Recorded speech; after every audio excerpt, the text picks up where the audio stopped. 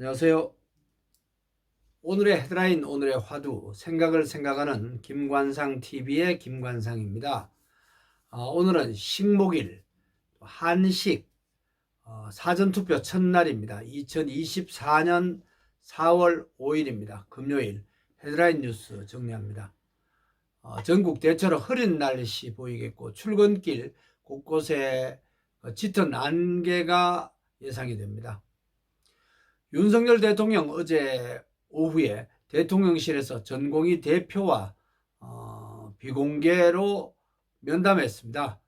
지난 2월 19일 전공의들의 전공의들이 병원을 떠난 지 46일 만이었습니다. 2시간 15분 동안 진행됐고, 박단 대한전공의협회 협의회 비상대책위원장은 자신의 입장을 대통령에 잘 전달했다. 전공의 입장을 잘 전달했다. 이런 얘기고요. 대통령은 최대한 경청한 것 같습니다. 대통령실은 서면 브리핑을 통해서 앞으로 의사들의 증언을 포함한 의료계획에 관해서 의료계와 논의할 때 전공의들의 입장을 충분히 존중하기로 했다. 이렇게 전하고, 전공의 이분들의 그 처우와 근무 여건 개선에 관해서 의견을 충분히 교환했다. 이렇게 덧붙였습니다. 어제 면담에는 성태윤 대통령실 정책실장과 김수경 대변인만 배석했습니다. 22대 총선 이제 본투표는 5일 전이고 오늘 사전투표 첫날입니다. 한동훈 국민의힘 비상대책위원장은 오늘 서울 신촌에서 사전투표하고, 이재명 더불어민주당 대표는 대전에서 사전투표할 예정입니다. 제외 선거 투표율 역대 최고로 나왔네요. 62.8%입니다. 제외 우리 동포들 197만 명 가운데 7.5%, 14만 8천여 명만 선거하겠다 이렇게 신청을 했는데, 이 가운데 62.8%입니다. 수도권 또 부산, 울산, 경남 지역 박빙 예상되는 선거구가 적지 않죠.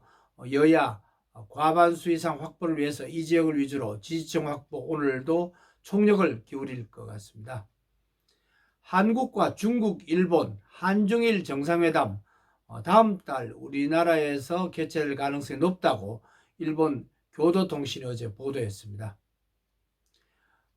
취재하면서 경찰관이라 이렇게 사칭한 MBC 취재기자와 촬영기자 이 두 사람에게 대법원이 어제 벌금 150만 원을 확정했습니다. 확정 선고했습니다.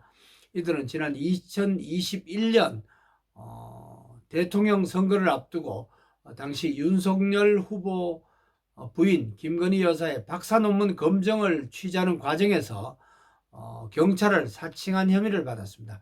대법원은 1심과 2심 선고량 그대로 확정했습니다.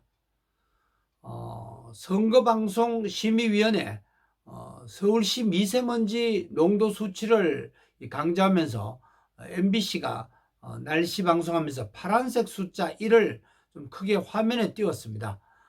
이 부분에 대해서 방송심의위원회, 선거방송심의위원회는 관계자 징계 처분을 어제 내렸습니다.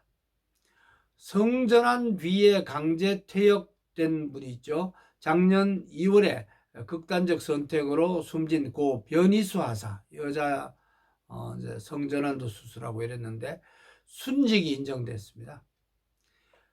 25년 만에 발생한 타이완의 지진 피해 구조 작업이 계속되고 있습니다. 여진이 이어지는 상황에서 생방송 모습도 그대로 나왔네요. 뉴스가 되고 있습니다. 원자 폭탄 32개 규모였지만은 1999년 그 교훈 때문에 내전 설계가 잘 돼서 지금까지 숨진 사람은 10명입니다. 그러나 부상자는 아직도 1000여 명이 있고 1999년에 지진 났을 때는 2000여 명이 숨졌습니다. 우리나라를 포함해서 지구촌에서 오늘 어떤 역사적인 일이 일어났는지를 알아보고 오늘의 화두를 찾아보는 시간입니다. 오늘의 화두로 자기와의 싸움, 게으름과의 전쟁 어떻게 이길 수 있을까라는 말을 던져봅니다. 오늘 어떤 일이 일어났죠? 1949년 오늘 정부는 식목일로 공휴일로 정했는데 정부는 신라가 당나라 군대를 완전히 쫓아낸 날을 이제 음력 677년 2월 25일인데 양력으로 환산한 날 그날이 4월 5일이었는데 식목일로 공휴일로 지정했습니다. 나무 심기 캠페인을 전개하기 시작했죠. 조선 성종이 선농당에서 제사를 지낸 날이기도 합니다. 일제는 1911년 4월 3일 식목일로 정했고 1960년 3월 15일 정부는 사방의 날로 대체 지정했다가 1961년 공휴일로 부활됐습니다. 그 뒤에 또 1990년에는 식목일을 공휴일에서 뺐다가 폐지됐다가 다시 공휴일로 했다가 다시 2006년에 공휴일에서 폐지됐습니다. 지금도 공휴일이 아니죠. 세계 최초의 식목일은 미국 네브라스카주의 그 지역신문이 1872년 4월 10일 황폐한 지역에 나무를 심자는 캠페인으로 세계 최초의 식목일이 시작이 됐습니다.